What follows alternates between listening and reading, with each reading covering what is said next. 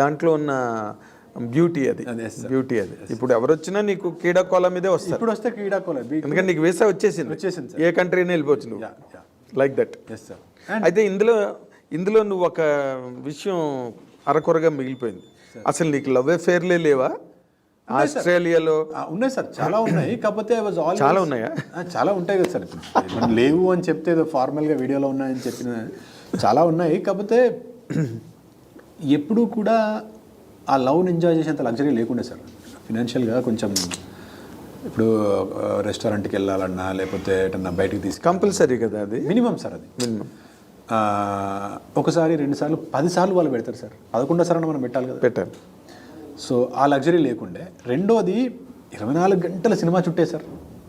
Krishna Nagar, film Nagar, cinema వాడు ఉంటే వాడితోటే. Srinagar colony, production ఆఫీసులు, లేదంటే వాళ్ళతో డిస్కషన్లు, రేపేంటి ఎల్లుండి అంటే నీ ఫోన్లో వచ్చినా అవాయిడ్ చేసేవాడిని సార్. అవునా? 6 నెలలు 3 నెలలు చూసేవాళ్ళు, వాళ్ళే వెళ్ళిపోయేవాళ్ళు. అంటే మైండ్ మొత్తం దీనిపైనే సార్. అదేలే, కంప్లీట్లీ. ఏదో అంటారు చూడు, హార్ట్ వర్డ్ అండ్ డీడ్ అని, మనసా వాచ కర్మణ. అంటే అవి ఉన్నా కూడా అప్పుడో ఇప్పుడో డైవర్ట్ అయినా కూడా మళ్ళీ I use to come back, bounce back. And ఇంకొకటి ఏంటంటే ఒక పాయింట్ తర్వాత అర్థమైంది సార్, ఓకే మనకి సెట్ అవ్వరు, సెట్ అయినా ఇప్పుడు ఈ పొజిషన్లో కొంచెం ఫినాన్షియల్గా కష్టం ఉంది,